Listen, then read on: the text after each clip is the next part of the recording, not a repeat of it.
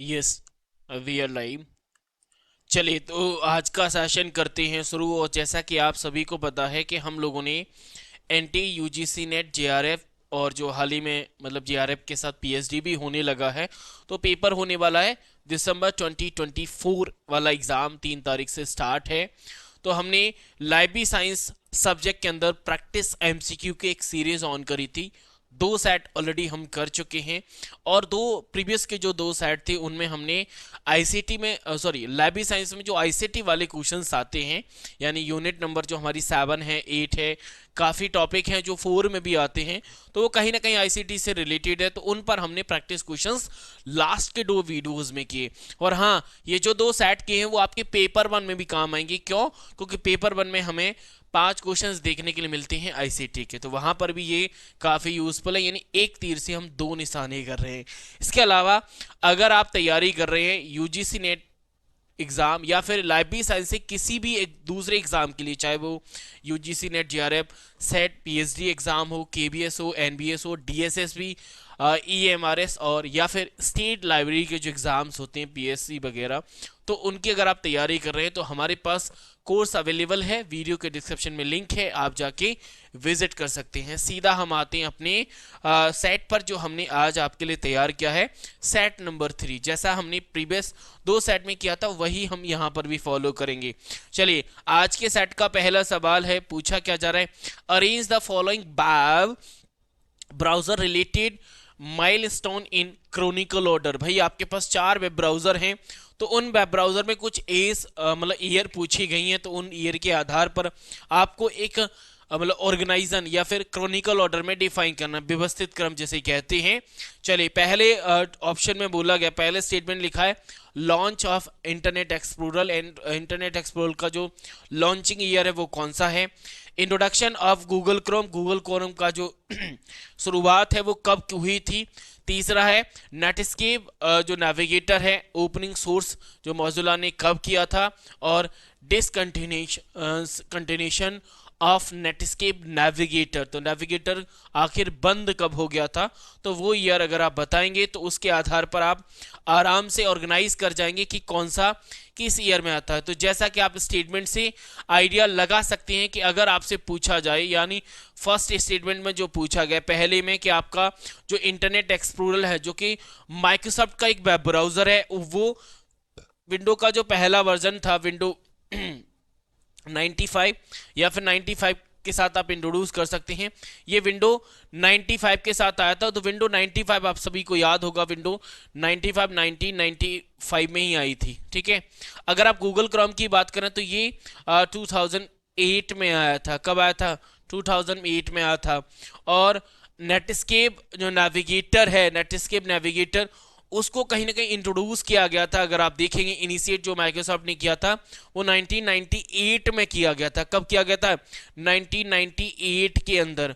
और इसे डिसकंटिन्यू किया गया था 2003 के अंदर। भाई अब मैंने हर एक ब्राउजर की आपको ईयर बता दी है, अब आप क्रॉनिकल ऑर्डर में डिफाइन कर सकते हैं। तो इंटरनेट एक्सप्लोरर जो कि माइक्रोसॉफ्ट का है विंडो 95 के साथ आया था, तो 95 जो है वो 1995 में आई थी। और हाँ, कभी अगर पूछा जाए कि विंडोज़ का लेटेस्ट वेब ब्राउज़र जो कि माइक्रोसॉफ्ट एज के नाम से जाना जाता, एज ये है। आज जो विंडो 10 11 जो वर्जन आते हैं, लेटेस्ट वर्जन 11 है, अब तो 12 भी आने वाला है। और जो एज है, जैसे विंडो जो हमारा इंटरनेट एक्सप्लोरर है ये विंडो 95 के साथ आया था, ऐसे ही अगर एज पूछा जाए तो ये विंडो 10 के साथ इंट्रोड्यूस हुआ था। ठीक है ना भाई, ये ज़रूर याद रखना, आगे पूछा जा सकता है कभी अगर पूछा गया तो। ठीक है, अब आप अरेंज कर लीजिए। तो पहले तो एक्सप्लोरर रहेगा, यानी फर्स्ट रहेगा। फिर उसके बाद क्या आएगा? उसके बाद आएगा हमारा सी। उसके बाद क्या आएगा? हमारा सी आएगा, सी दिस। देन उसके बाद आएगा डी, फिर बी, यानी option number second is the correct answer. Option number second is the correct answer. तो क्या आंसर हो जाएगा?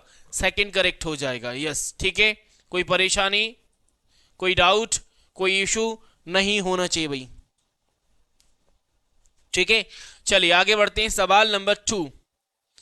सवाल नंबर 2 क्या पूछा है? निम्न विशेषताओं में मुख्य रूप से ट्विटर, जिसे हम आज एक्स के नाम से जानते हैं, को अन्य अधिकांश सोशल नेटवर्किंग साइट से अलग करती है। यानी इन चार ऑप्शन दिए हैं, इन चारों में से वो कौन सा फीचर्स है जो बाकी सोशल नेटवर्किंग साइट से ट्विटर या फिर एक्स को अलग करती, क्या वो मेन फीचर्स है जो अलग करता है। चलिए तो मैं ऑप्शन पढ़ता हूं, पढ़ते ही आंसर मिल जाएगा। ये प्रोफेशनल नेटवर्किंग है, तो प्रोफेशनल नेटवर्किंग आपको पता हो तो लिंक्डइन का हम एग्जांपल लेते हैं। किसका लेते हैं? लिंक्डइन का लेते हैं, तो ये हो जाएगा। बाकी अगर बात करें short form real time content sharing होता है, यानी शॉर्ट फॉर्म मतलब छोटे शब्दों में अगर बोला जाए, इसे हम टेक्सटुअल भी कह सकते हैं, मतलब टेक्स्ट में ये हो सकता है फीचर्स, ठीक है। इमेज वीडियो शेयर होता नहीं है, और एक एनोनिमस कम्युनिकेशन है नहीं, यानी जिसका पता ही ना लगे। तो ये तो जो फीचर्स होगा जो ट्विटर के लिए वैलिड करेगा वो हमारा short form real time content sharing होता है। शॉर्ट फॉर्म मतलब छोटे शब्दों में रियल टाइम कंटेंट या फिर रियल टाइम अपडेट की बात होती है तो हम ट्विटर के साथ डील करते हैं, जिसे आज एक्स के नाम से भी जानते हैं। अगला सवाल है सवाल number 3। Which of the following describes the use of hypermedia in multimedia systems? तो मल्टीमीडिया सिस्टम के अंदर जो हाइपरमीडिया, तो यहाँ पर दो शब्द हैं। एक तो आपका हाइपर है, हाइपर का मतलब होता है लिंक, अगर हाइपर पूछा जाए तो इसका मतलब होता है लिंक। और मीडिया आप जानते हैं कि मीडिया के 5 ऑब्जेक्ट है, कौन कौन से? टेक्स्ट है, ऑडियो, वीडियो, ग्राफिक्स और एनिमेशन। अगर आप इन दोनों टर्म को बहुत अच्छे से समझ गए तो हाइपर मीडिया के संबंध में आपको इस क्वेश्चन को समझने में कोई दिक्कत नहीं आने वाली। चलिए पहला ऑप्शन पढ़ते हैं। पहला ऑप्शन कह रहा है कि combination of audio and text in presentation गलत है। लिंक्ड, देखो लिंकिंग हाइपर का मतलब लिंकिंग होता है, तो कहीं ना कहीं वैरी कर रहा है, ठीक है। Text, graphic and other media through the hyperlink हो सकता है आंसर, ठीक है।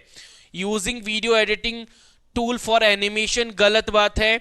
स्ट्रीमिंग मल्टीमीडिया अदर कंटेंट और इंटरनेट गलत बात है। तो जो सही आंसर होगा वो होगा हमारा ऑप्शन नंबर सेकंड। क्यों? क्योंकि हाइपर मीडिया की बात हो रही है और हाइपर मीडिया का संबंध है लिंक करना मल्टीमीडिया के ऑब्जेक्ट को। जब हम लिंक कराते हैं तो लिंक के लिए हमारे पास 2 ऑब्जेक्ट रहते हैं, या तो हम टेक्स्ट के साथ लिंक कर सकते हैं या फिर ग्राफिक्स जिसे हम इमेज कहते हैं, ठीक है। चलिए तो आंसर हो जाएगा option number second is the correct answer. आगे बढ़ते हैं, क्वेश्चन नंबर 4 की बात करते हैं। 1024 टेराबाइट यानी 1024 टीबी बराबर कितना होता है? तो भाई मेमोरी यूनिट की जब भी बात होती है तो आपको एक चीज याद रखनी होती है, मेमोरी यूनिट की टेबल। जैसे सबसे छोटी यूनिट क्या है? तो सबसे छोटी यूनिट हमारी बिट होती है। उससे बड़ा क्या है सर? निबल है, जो कि 4 बिट के बराबर होता है। देन उसके बड़ा हमारा वाइट होता है। वाइट से बड़ा क्लोबाइट जिसे हम केबी कहते हैं। केबी से बड़ा एमबी, एमबी से बड़ा टीबी, टीबी से बड़ा क्या होता है? सॉरी, एमबी से बड़ा जीबी होता है। एमबी से बड़ा जीबी होता है, जीबी। और जीबी से बड़ा टीबी, टीबी से बड़ा पीबी, पीबी से बड़ा ईबी। चलता है कि नहीं चलता? सर बिल्कुल चलता है। और ये छोटे होते हैं ना एक दूसरे, 1024 बड़े होते हैं। मतलब 1 टीबी बराबर, देखो 1 टीबी बराबर 1 टीबी बराबर 1024 जीबी होगा। तो 1024 टीबी किसके बराबर होगा? सर ये पीबी के बराबर होगा। यानी option number 3 is the correct answer. कौन सा होगा? तीसरा करेक्ट हो जाएगा। यस, ठीक है भाई, कोई परेशानी कोई डाउट नहीं होना चाहिए, यहां पर बता दिया है। क्यों? क्योंकि आप जानते हैं कैसे, जैसे 1 केबी बराबर, केबी से छोटा क्या है? केबी से छोटा क्या है? वाइट। तो 1024 वाइट आता है, यानी जो छोटा है वो 1024 के बराबर होगा। बस इस टर्म के साथ आप रिलेट कर जाइए। क्या बोला था? पीबी। तो 1 पीबी बराबर क्या होगा? 1024 टीबी होगा, वही लिखा है 1024, ठीक है भाई। आगे बढ़ते हैं, क्वेश्चन नंबर 5 की बात करते हैं। विच of the following is not a front end programming language? देखो हमने बैक एंड और फ्रंट एंड दोनों की बात करी थी। फ्रंट एंड में हमारे पास जो एग्जाम्पल्स होते हैं HTML, CSS, जावास्क्रिप्ट दोनों आते हैं। लेकिन जावास्क्रिप्ट एक ऐसी वेबसाइट है, एक ऐसी प्रोग्रामिंग है जो दोनों के अंदर रखी जाती है। ये दोनों के अंदर रखी जाती है, लेकिन पाइथन जो है वो फ्रंट एंड है, इसे हम टोटली समझते हैं। पाइथन जो देखो, अगर आप HTML CSS जावास्क्रिप्ट तीनों की बात करें तो ये फ्रंट एंड है, ये फ्रंट एंड है, लेकिन पाइथन हमारा बैक एंड है। आप चाहते तो जावास्क्रिप्ट के साथ भी जा सकते थे, क्योंकि जावा को हम बैक एंड और फ्रंट एंड दोनों के साथ डील करते हैं।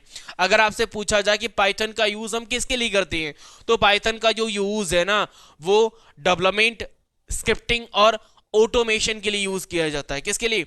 स्क्रिप्टिंग हो गया, ऑटोमेशन हो गया, या डेवलपमेंट की बात करें, इन तीनों टर्म को आप लिख सकते हो। क्या लिख सकते हो? Used for. क्या लिख सकते हो? ऐसे लिखना चाहिए, यूज्ड फॉर लिख लीजिएगा। डेवलपमेंट,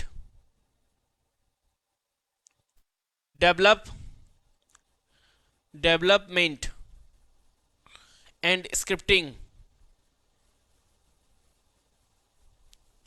और तीसरा है स्क्रिप्टिंग के बाद ऑटोमेशन, ऑटोमेशन, इनका ये यूज करते हैं। तो आंसर आएगा option number 4 is the correct answer. आगे बढ़ते हैं, क्वेश्चन नंबर 6 की बात करते हैं। विच of the following option gives the truthfulness of given statement, यानी इन चारों में से कौन सा सही है, कौन सा गलत है, ये आपको, सॉरी तीन है, तीनों में से कौन सा सही कौन सा गलत है वो आपको बताना है। चलिए पहले स्टेटमेंट को उठाते हैं।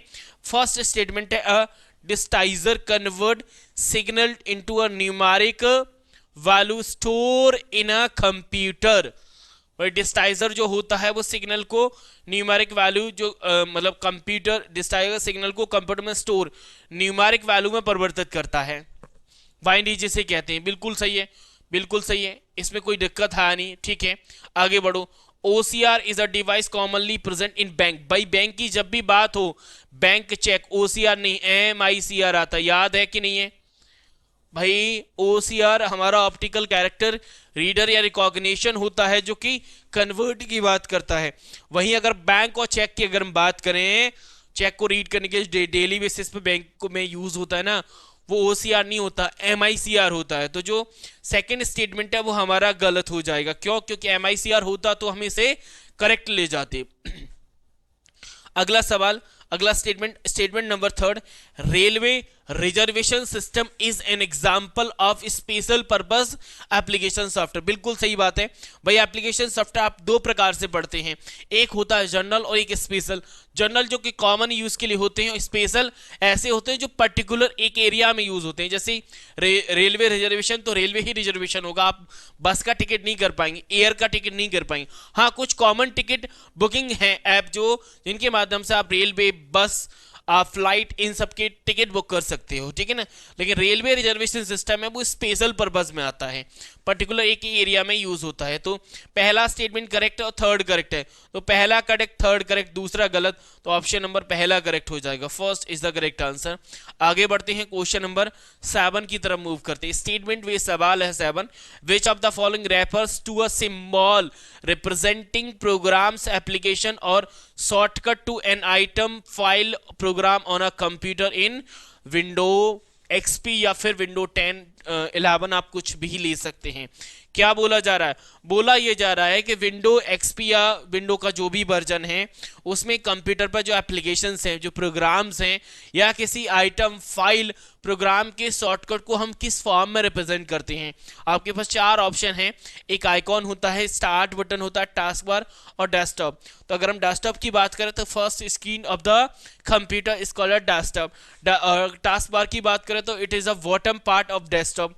अगर स्टार्ट बटन की बात करें तो सबसे पहला जो बटन है टास्क बार का लेफ्ट साइड का पार्ट होता है, जो हमें किसी प्रोग्राम को एक्सेस करने के लिए पहले पाथ को ऑन कराता है, that is start button. Icon वो स्मॉल ग्राफिक्स होता है जो किसी फाइल, प्रोग्राम या एप्लीकेशन का रिप्रेजेंटेशन करता है इन अ इमेज, ठीक है ना। तो जो आंसर आएगा that is option number first is the correct answer.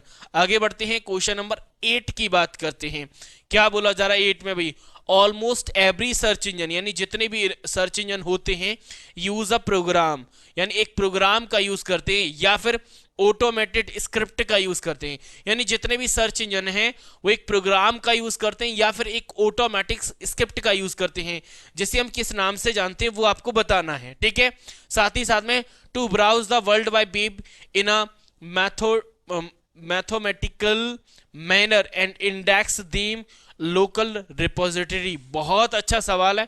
जब भी इंडेक्स की बात हो, आपको जो भी आप कीवर्ड सर्च करते हैं, अगर उसे इंडेक्स के फॉर्म में जो भी देता है उसका आंसर टर्म के बेसिस पर आप आंसर दे जाएंगे। लेकिन जब आप ऑप्शन से डील करोगे तो क्वेश्चन उतना ही सरल हो जाएगा। कैसे भाई, अगर आप बात करें एडवेयर की, तो एडवेयर एक ऐसा टर्म होता है जो कि मैलवेयर की कैटेगरी में आता है। किसकी कैटेगरी में आता है?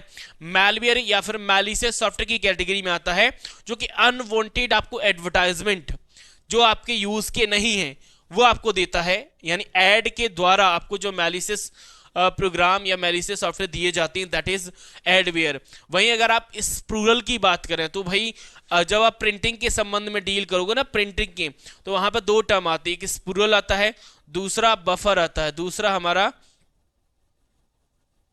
बफर आता है, उसे प्रिंट बफर भी कहते हैं। तो इन दोनों टर्म का देखो, स्पूरल का काम, स्पूरल एक ऐसा प्रोग्राम होता है जो हमारे प्रिंटिंग जॉब को मैनेज करने का काम करता है। वहीं अगर बफर पूछा जाए तो बफर स्टोरेज की बात करता है, हमारी प्रिंटिंग जॉब है ना, उनको स्टोर की बात करता है इन हम मेमोरी पार्ट, मतलब मेमोरी का पार्ट होता है जो मेमोरी में स्टोर करने की बात करता है प्रिंटिंग जॉब्स को। वहीं स्पाईवेयर की बात करें तो स्पाईवेयर ऑल्सो एक मैलिशियस प्रोग्राम है जो कि हमारी सेंसिटिव इंफॉर्मेशन को स्टील करने का काम करता है। तो ये तीनों तो ऐसे ऑप्शन है कि ये आंसर होंगे नहीं। बाकी आपको पता है कि बैब इंडेक्सिंग के लिए जो यूज किया जाता है ना, babe indexing, that is crawler. हम जब मतलब सर्च इंजन पर जो भी कीवर्ड डालते हैं तो हमारा जो रिजल्ट सामने आता है, वो ऑटोमेटिक इंडेक्स के फॉर्म में आता है। तो इंडेक्सिंग जो देता है ना, वो क्राउलर ही देता है। और क्राउलर को हम एक बैब स्पाइडर के नाम से भी जानते हैं। स्पाइडर याद है कि नहीं है? और जो भी सर्च इंजन, चाहे वो गूगल हो, आपका याहू हो, बिंग हो, ये सभी यूज करते हैं बैब पेज इंडेक्सिंग के लिए क्राउलर को। ठीक है, चलिए, इसके कई तरीके हैं क्राउल करने के, मतलब बहुत सारे तरीके हैं। अगर तरीके से जानो, पर्पस भी हम समझ सकते हैं, बट इतना जरूरी है नहीं। इंडेक्सिंग हमारे लिए सबसे मेन है। यानी क्राउलर का जो मेन पर्पस है ना, पहला हमने इंडेक्सिंग देख लिया। अगर आप इसके अलावा दूसरा भी जानना चाहते हो तो आप ये कह सकते हैं कि ये न्यू कंटेंट को डिस्कवरिंग का काम करता है। और तीसरा है कि ये रैंकिंग फैक्टर को फॉलो करता है। भाई जिसकी रैंकिंग अच्छी है उसी को सबसे पहले सर्चिंग के तौर पर दिखाएगा। तो ये तीन मेन फैक्टर माने जाते हैं अगर क्राउलर के साथ आप डील करते हैं तो। ठीक है ना, चलिए आगे बात करते हैं क्वेश्चन नंबर 9 की। सेम कंसेप्ट बेस्ड है भाई, आपको तीन स्टेटमेंट, तीनों में से सही और गलत चुनना है। एक एक कर हम स्टेटमेंट उठाते हैं और फिर चेक करते जाते हैं कि कौन सा सही है कौन सा गलत है, देन उसके बाद आगे बढ़ेंगे। चलिए, पहला जो स्टेटमेंट कह रहा है असेंबलर, यस, हम असेंबलर के बारे में जानते हैं। अगर मैं बिना क्वेश्चन पढ़े आपको एक्सप्लेन करूं तो आप सभी को याद होगा, प्रोग्राम ट्रांसलेटर में आपने तीन पढ़े हैं, असेंबलर, कंपाइलर और इंटरप्रेटर। बस अगर आपको ट्रांसलेटर और इन तीनों के नाम पता है तो क्वेश्चन समझने करने में आपको कोई दिक्कत नहीं होने वाली। चलिए, पहला स्टेटमेंट कह रहा है assembler is a program for converting instructions written in high level language, ठीक है, into a relocatable machine codable generating also along information for loader।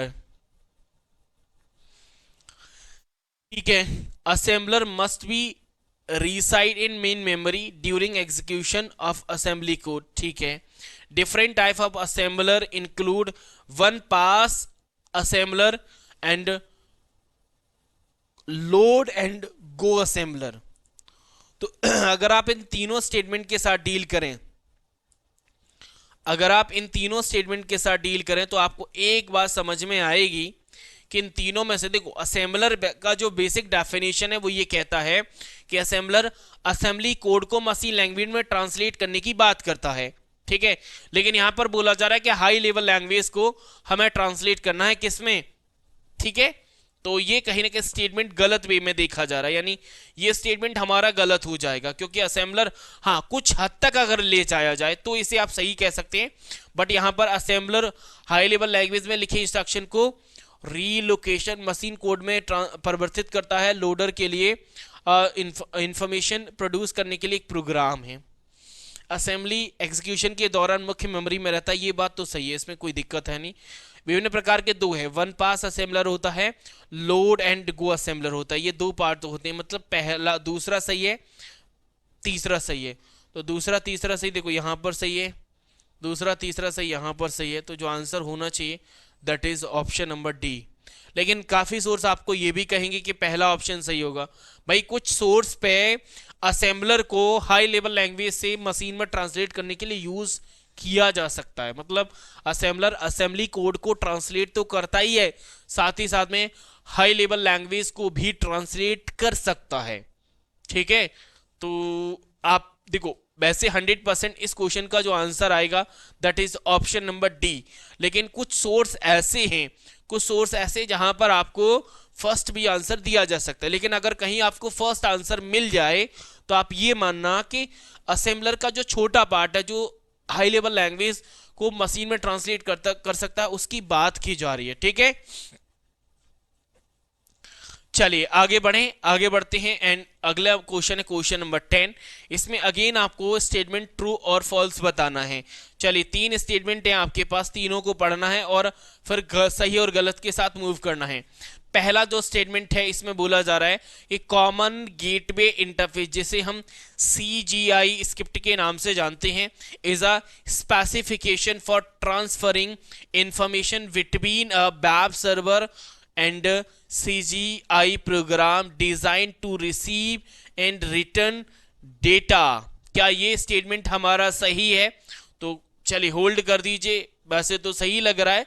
CGI जो स्क्रिप्ट होता है वो वेब सर्वर और CGI प्रोग्राम के बीच में इंफॉर्मेशन को ट्रांसफर करने का काम करता है, चाहे वो मतलब डेटा को रिसीव करना हो या डेटा को रिटर्न करना हो। ठीक है, दूसरा statement HTTP is one of the internet programming language, तो ये बात गलत है क्योंकि HTTP प्रोग्रामिंग लैंग्वेज नहीं, एक प्रोटोकॉल होता है, तो ये गलत होगा। प्रोटोकॉल होता है ना कि प्रोग्रामिंग लैंग्वेज। तो दूसरा तो पूरी तरीके से भाई सही ये श्योर है कि दूसरा तो हमारा इनकरेक्ट होगा, ये बात सत्य है।